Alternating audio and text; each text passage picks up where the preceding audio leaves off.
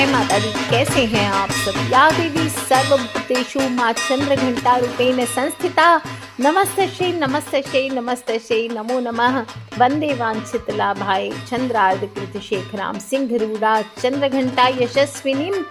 दोस्तों, जैसे जैसे नवरात्र के दिन बढ़ रहे हैं, हम सबके ज्ञान चक्षु खुलते जा रहे हैं और पहले स्वरूप में माँ ने ज्ञान देकर अगले ब्रह्मचारिणी स्वरूप में तपस्या कर मेहनत का महत्व बतलाया। अब तीसरे स्वरूप में हम मेहनत के बाद निर्भय होकर विजय की प्राप्त करवाती है। माता मेहनत का पूर्ण फल देती है। दोस्तों, एक स्त्री के पूरे जीवन चक्र का प्रतिबिंब है नव दुर्गा। जन्म ग्रहण करती हुई कन्या शैलपुत्री, कौमार्य अवस्था तक ब्रह्मचारिणी और विवाह से पूर्व तक चंद्रमा के समान निर्मल होने से चंद्र घंटा के समान है।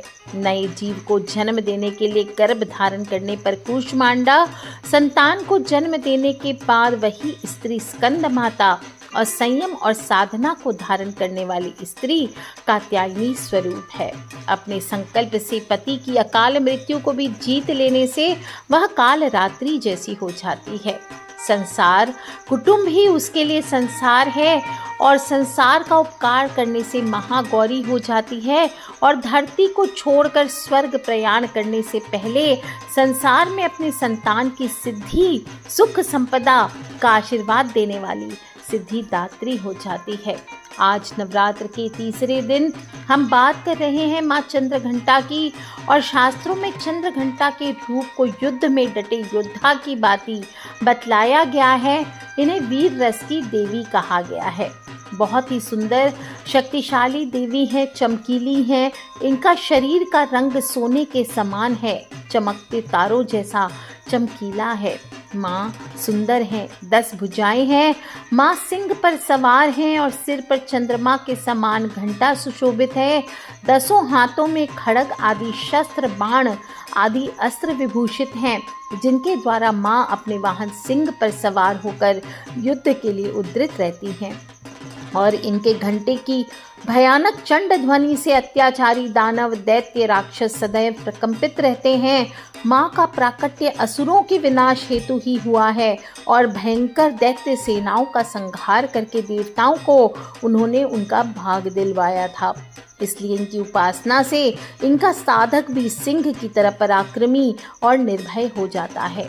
इनके घंटे की ध्वनि सदा अपने भक्तों को प्रेत बाधा आदि से रक्षा करती है। इनका ध्यान करना ही शरणागत की रक्षा करता है और इनके घंटे की ध्वनि निनादित हो उठती है।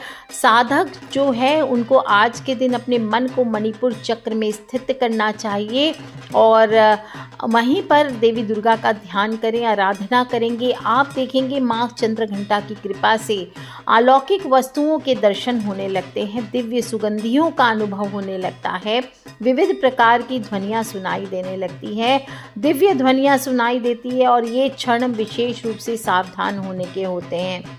घबराना नहीं है, माँ के पास वर मुद्रा भी है, आपको आशीर्वाद दे रही है माँ, लेकिन अपने भगत की परीक्षा तो लेंगी। तो परीक्षा की घड़ी है आपकी, जब मणिपुर चक्र का भेदन होता है, हम देवी की आराधना करते हैं, ध्यान करते हैं, तो मणिपुर चक्र का भेदन होने पर ये सिद्धियों की वजह से आपको अलग अलग आवाज़ें आ सकती है। कभी शंख ध्वनि आ सकती है, अन्य आवाज़ें भी आ सकती है। आने दीजिए उनको, जिसको आना है आएंगे और यही चंद्र घंटा माँ आपको शिक्षा देती है। माँ के आराधक के शरीर से धीरे धीरे दिव्य प्रकाश युक्त परमाणुओं का अदृश्य विकिरण होने लगता है। यह दिव्य क्रिया साधारण चक्षुओं से दिखाई नहीं देती, किंतु साधक और उसके संपर्क में आने वाले लोग इस बात का अनुभव भली भांति करने लगते हैं और इनकी आराधना से वीरता, निर्भयता के साथ ही सौम्यता और विनम्रता का विकास होकर मुख हो, नेत्र हो, संपूर्ण काया हो, इसमें कांति गुण में वृद्धि होती है। स्वर में दिव्य अलौकिक माधुर्य का समावेश हो जाता है।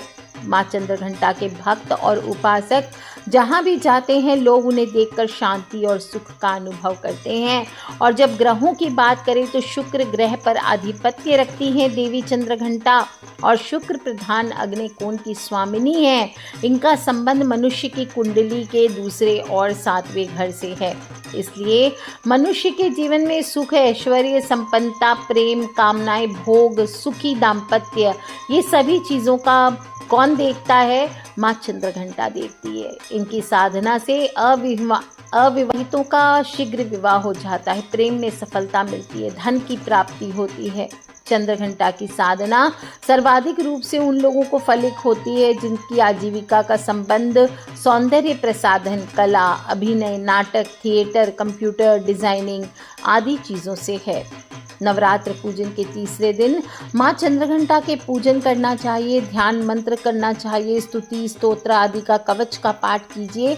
इससे शुक्र ग्रह से जुड़ी समस्त पीड़ाएं दूर होती है, सुख समृद्धि में वृद्धि होती है, जीवन में आकर्षण, सौंदर्य और प्रेम का बढ़त होता है। भौतिक सुख सुविधाओं की भी प्राप्ति होती है। घर, बंगला, गाड़ी, जो भी लग्जरीज होते हैं उनकी प्राप्ति होती है। अनेक प्रकार की सांसारिक परेशानियों से मुक्ति मिलती है। सभी पाप और बाधाएं विनष्ट होते हैं और माँ अपने भक्तों के कष्ट का निवारण शीघ्र ही कर देती है। उनके जीवन में सौम्यता और शांति भरी होती है। निरंतर उनके पवित्र विग्रह को ध्यान में रखते हुए हमें साधना की ओर अग्रसर होने का प्रयत्न करना चाहिए, तो हमारे इहलोक और परलोक दोनों के लिए परम कल्याणकारी और सद्गति देने वाला है। जो लोग भी पूजन करना चाहते हैं, 4 मुहूर्त है, सुबह 4:30 बजे से लेकर 5 बजे तक अभिजीत मुहूर्त है, सुबह 11:29 से 12 बजे तक विजय मुहूर्त है, 1:47 से 2:33 बजे तक गोधूली मुहूर्त है, शाम को 5:37 से 6:02 तक।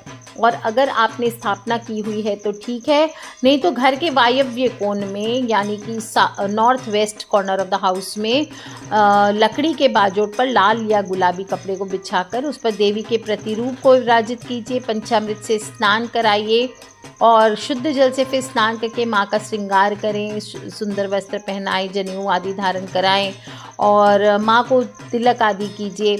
एक कटोरी में थोड़ा सा सिंदूर अर्पित कर दीजिए, थोड़ा सिंदूर माँ के ऊपर भी चढ़ाएं, इत्र चढ़ाएं। गुलाब के पुष्पों से माँ का श्रृंगार करना चाहिए, गुलाल चढ़ाइए, अत्तर चढ़ाइए और चंदन, गुलाब और मोगरे का इत्र होता है बेस्ट माँ को चढ़ाने के लिए, तो वो चढ़ाइए। बाद में इसको कैसे प्रयोग करना है वो मैं आप सभी को बताऊंगी। दीपक में नारियल का तेल डाल के आज के दिन दीपक करना चाहिए। गुलाब की अगरबत्ती जलाइए। देवी माँ को पान का भोग अवश्य लगाना चाहिए। भोग में सुर्ख लाल अनार भी लगा सकते हैं। ये चढ़ाने के बाद सभी भक्तों को प्रसाद आपस में वितरण करना चाहिए। इससे हर क्षेत्र में भी सफलता मिलती है। आप चाहें तो खीर का भोग भी लगा सकते हैं और स्फटिक की माला अगर आपके पास है तो उससे, नहीं तो आपको 108 दाने मिश्री के ले लेने हैं। और स्फटिक की माला जिनके पास भी अभिमंत्रित स्फटिक की माला हो, इस बात का ध्यान रखें, उससे 108 बार आपको मंत्र बोलना है।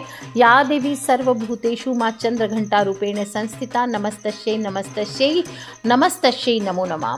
क्या बोलेंगे? हे माँ सर्वत्र विराजमान और चंद्रघंटा के रूप में प्रसिद्ध अम्बे, आपको मेरा बारंबार प्रणाम है। मैं आपको बारंबार प्रणाम करता हूँ। हे माँ, मुझे आप सब पापों से मुक्ति प्रदान कीजिए। प्यार से बोल करके आपको पूजा के बाद भोग को प्रसाद रूप में कन्या को खिलाना चाहिए।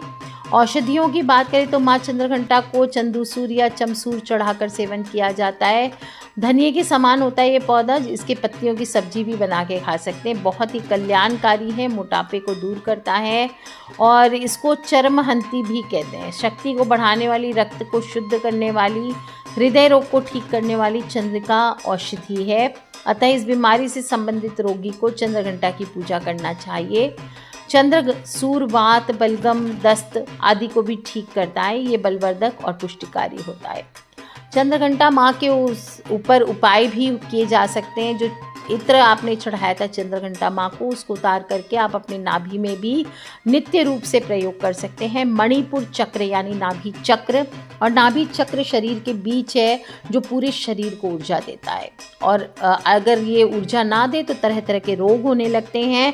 विशेष रूप से डायबिटीज़ या पाचन तंत्र से संबंधित किसी भी तरह का रोग होता है, उनके नाभि चक्र डिस्टर्ब होता है, ऐसे लोगों को माता चंद्रघंटा की विशेष आराधना करनी चाहिए। पुरुष ऐसे भी देखिए, पुरुष जो होते हैं उनका जन्म भगवान विष्णु की नाभि से ही हुआ कहा गया है, बहुत पवित्र होता है। और व्यक्ति की कुंडली में मौजूद ग्रहों की दशा आपको अगर शुभ स्थिति में होते हैं तो जीवन में सफलता और तरक्की देते हैं, लेकिन अगर दिक्कत में है, महादशा में है, तो बहुत सारी परेशानियों का सामना करना पड़ता है। तो शुक्र ग्रह और इत्र ये दोनों का बहुत गहरा संबंध है। इससे आपका आर्थिक पक्ष भी मजबूत होगा, सम्मान बढ़ेगा, स्वास्थ्य से संबंधित बहुत सारे लाभ प्राप्त होंगे। तो आप सभी लोग नाभि पर इत्र अवश्य लगाइए। जो भी इत्र इस बार सिद्ध होकर के जाएगा, विशेष रूप से वशीकरण इत्र भी है, और भी बहुत सारे इत्र आप जो प्रयास करना चाहते हैं, जो आपको पसंद है, वो इत्र माँ को चढ़ा करके आप लगाइए। और तिजोरी के अंदर आप चाहे तो एक रुमाल में इत्र लगा करके अपनी तिजोरी में रख सकते हैं। धन वृद्धि के लिए तिजोरी का मुख सदैव उत्तर या पूर्व दिशा में होना चाहिए। जहाँ पर पैसे रखते हैं वहाँ पर सुगंधित द्रव्य, इत्र, परफ्यूम थोड़ा सा लगा करके रखना चाहिए। आपको हाथ के नाखूनों पर भी ये इत्र ज़रूर लगाना चाहिए। क्या करना है, हाथ के नाखून पर क्या लगाएंगे, थोड़ा सा इत्र लगाएंगे, एक बूंद ले लीजिए और सभी उंगलियों के नाखूनों पर लगाइए। और अगर नहीं है आपके पास इत्र तो श्वेत चंदन से इसकी जगह उपाय कर सकते हैं। और ये छोटा सा उपाय बहुत ही चमत्कारी उपाय मैंने आप सभी को बताया है। ये हर प्रकार की मुसीबत हो, नज़र बाधा हो, शत्रु बाधा हो, प्रेत बाधा हो, कोई भी किया धरा हो, सभी को जड़ से दूर करते। तो आप भी कीजिए ये उपाय और अपने फ्रेंड्स, फैमिली, मम्मी पापा, भाई बहन, बच्चे सभी लोगों से इसे शेयर अवश्य करते रहा करें, क्योंकि हमें नहीं पता कौन सा उपाय कब किसकी लाइफ बदल दे। So love you all friends, take care, जय माता दी। बम बम भोलेनाथ की माँ चंद्रघंटा आप सभी की रक्षा करे, इसी कामना के साथ आज के लिए इतना ही। Take care friends, love you all, जय माता दी, बम बम भोलेनाथ की जयकारा, शेरावाली का बोल, सांचे दरबार की जय।